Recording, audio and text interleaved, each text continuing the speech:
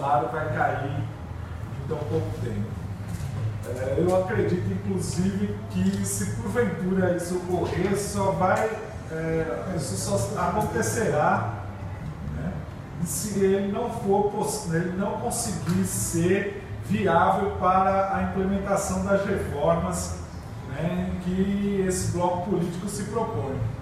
Que é o mesmo fato que aconteceu com o Collor, né, que o Collor caiu não foi por corrupção. A corrupção ela é apenas um mecanismo para você trocar o governo, né, que ali não atende a determinados interesses de determinada elite ou de determinado grupo político ou econômico que comanda o país. Tem uma questão que eu estou travando nesse debate, inclusive lendo ultimamente alguns livros do Gessé de Souza, em que ele coloca claramente que o maior problema do nosso país não é a corrupção. Porque se nós formos compararmos a história do Brasil com a história de outros países, né, e não precisa ser países com colonização semelhante, ou da mesma época da colonização ou da construção da identidade nacional brasileira, poderíamos até colocar outros países mais antigos como a Alemanha e a Inglaterra, né? Inclusive vários autores, né, colocam sobre isso, que essa questão da corrupção, do patrimonialismo, de você sequestrar o que é público para um benefício privado, isso é uma característica de todas as nações do mundo e de todas as civilizações e que percorre todos os períodos da história. Então, nós não podemos ficar explicando o atraso brasileiro, como anteriormente foi feito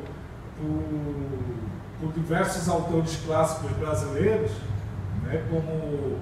por exemplo, Raimundo Faoro, Sérgio Buarque de Holanda, Gilberto Freire, porque esse não é o principal motivo. Um problema sério é um problema sério, mas não é o principal motivo do atraso da nação brasileira e nem o principal motivo do que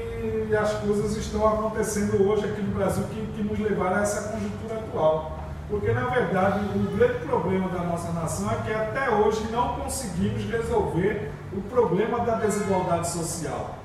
Então, nós somos um país que passou por quase 400 anos de escravidão, em que milhões de negros foram trazidos da África para cá à força, e que até hoje essa dívida social não foi paga, porque a partir do momento em que a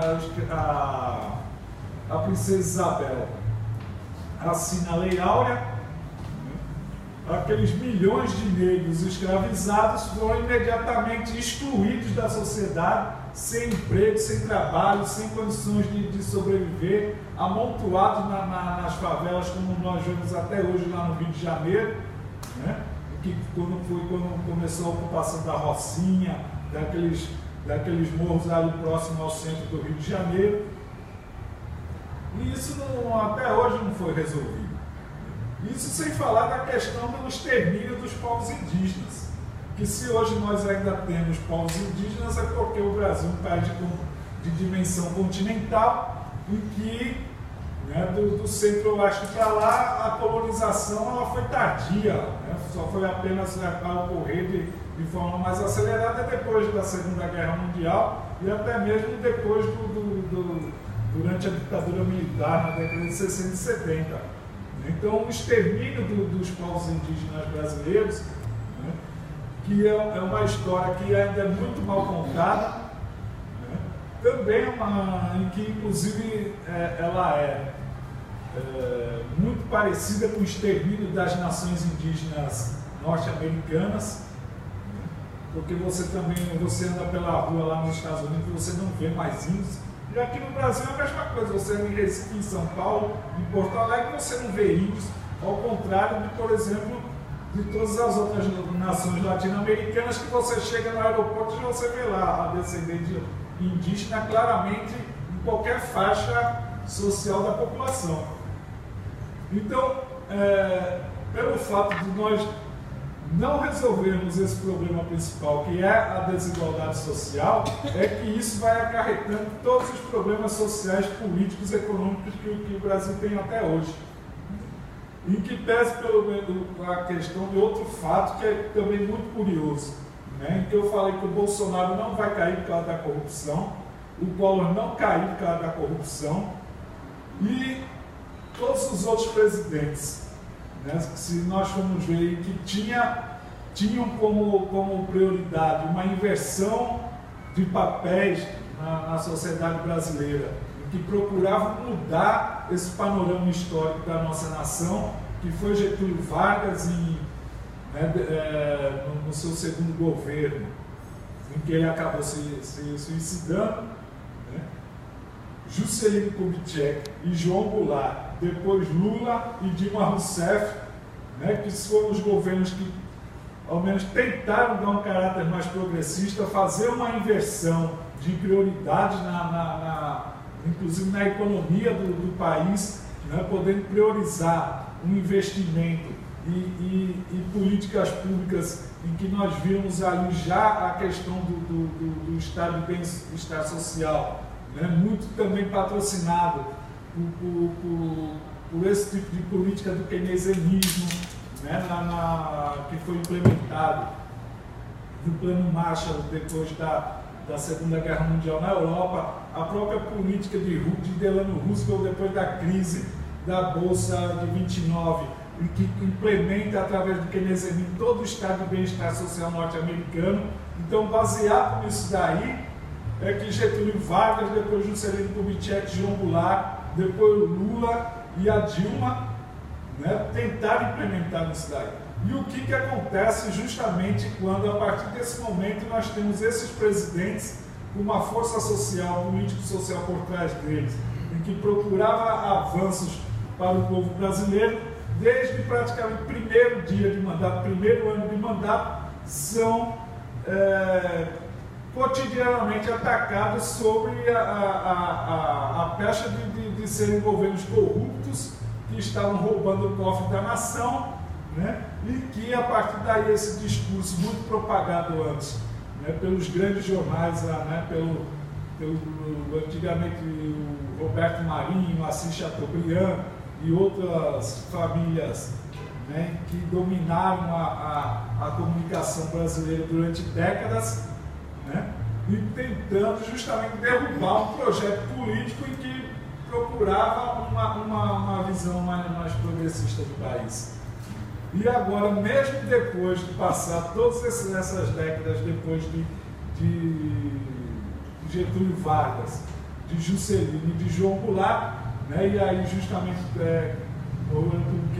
que o Lula falou, quando a gente acha que agora nós vamos ter progresso, né, em que o bom senso finalmente está predominando em toda a nação brasileira, aí nós somos surpreendidos por uma turba, né, que simplesmente de uma hora para outra, um movimento subterrâneo que nenhum de nós víamos isso, né, através de mensagens de celular, de WhatsApp, não sei o que, desembocar numa série de passeatas monstruosas, por causa da questão de um aumento de 20 centavos na passagem em São Paulo, e que de uma hora para outra, de um mês para o outro, aquilo que era uma passeata de estudantes que cotidianamente ocorre, né, anualmente, em uma capital dessas nossas aqui do Brasil, é surpreendida por um movimento estudante contra o aumento da passagem. Era uma coisa até já normal para o cotidiano da política brasileira. Aí, de repente, em um mês, nós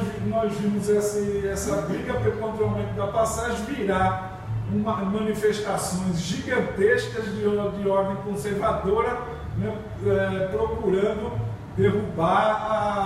a pauta e o governo brasileiro, que até aquele momento ali estava com índices econômicos sociais nunca atingidos na história do Brasil, pleno emprego, inflação controlada, as pessoas com um nível de consumo lá em cima, inclusive com várias pesquisas dizendo que estampadas até em capas de jornais e revistas dizendo que nunca o brasileiro estava tão feliz por causa que teria a Copa do Mundo aqui no no Brasil, depois as Olimpíadas e todo mundo, e de repente toda essa festa virou um mar de felicidade. Então tudo isso, eu acho que a gente ainda deve continuar debatendo essas questões, porque tem muitas coisas, muitas situações ainda a serem pesquisadas e levantadas, para que possamos, nós hoje já mais ou menos adivinhamos o que pode ter acontecido, de 2013 para cá, mas ainda é um exercício de adivinhação, é um exercício de pensamento que ainda não está completamente corroborado pelos fatos, ou por uma documentação histórica, mas eu acho que é nesse sentido também que a gente deve começar a se debruçar mais sobre a questão de que nós só vamos resolver realmente o problema do Brasil quando definitivamente tivermos liquidado a desigualdade social, e o brasileiro que recebe o menor salário, lá no final da cadeia produtiva do capitalismo brasileiro, ele tiver condições de ter um salário e que ele possa comer todos os dias, ter uma casa e que seus filhos possam estudar e regularmente ter um serviço de saúde decente para que possa ser utilizado. Enquanto isso não for atingido, a gente vai estar sempre devendo, sempre tendo algo a construir, porque ainda não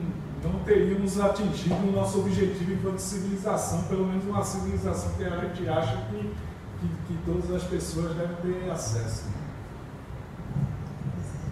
Vamos continuar, depois vocês vão vendo aí as perguntas e